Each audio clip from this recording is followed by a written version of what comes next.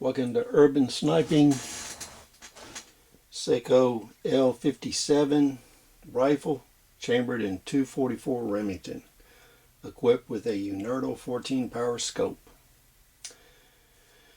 In this video, this is a older version of Sako Rifle. It was chambered in 244 Remington, which was a predecessor to the 6mm Remington. Remington originally brought the 244 out, and Winchester brought out the 243 shortly thereafter. Remington originally set the 244 Remington up to be a varmint rifle. So what they did is here they set up the original rifle and twist for 1 in 12 inches, and their largest bullet weighted with stabilized accurately was 90 grains. Winchester brought their 243 out, and they deliberately chambered it as a dual purpose cartridge for varmint and deer. And what they did is they ran with 105 grain bullets with a faster rifle and twist.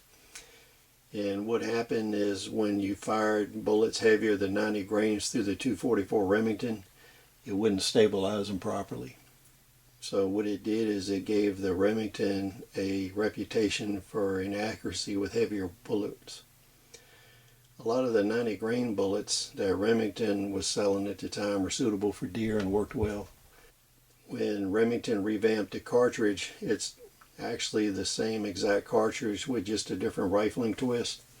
They went to a 1 in 9 inch twist in order to stabilize 100 grain bullets. The 6mm Remington or 244 Remington is a little bit more powerful than the 243. It may give you another 50 yards range. It's not significant. They're basically will do the same thing. The 6mm just has a little bit more powder capacity. When we look at this for urban sniping, this cartridge does really well out to 500 yards. If we set ourselves up with a 200 yard zero, we're approximately 1.5 inches high at 100.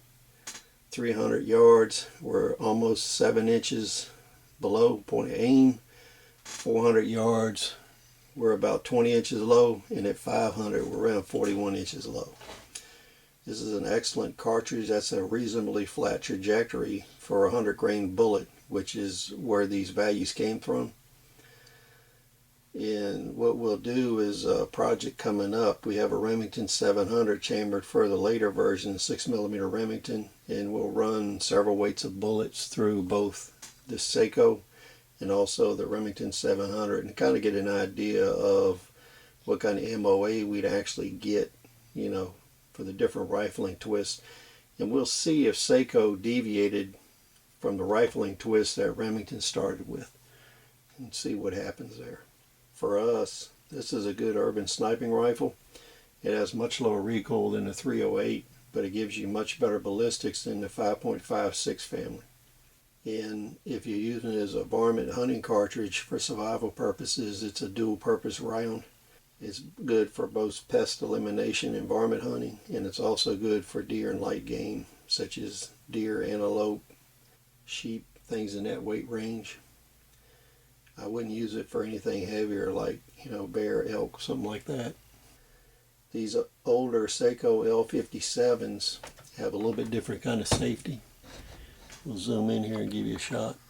You can see the safety right here in the corner is kind of different than Mauser safeties most people are used to. It rotates back to put it on safe. It's very handy with scope mounted rifles. If the hand just slips up, pops it up, takes it off safe. This type of safety was dropped after this model of rifle. And for information purposes, these rifles came with the Opti-Lock type mounts on it, that Sako had. We showed you those and some of the weaver rings that went on them when we did the 222 Remington Magnum Sako rifle video.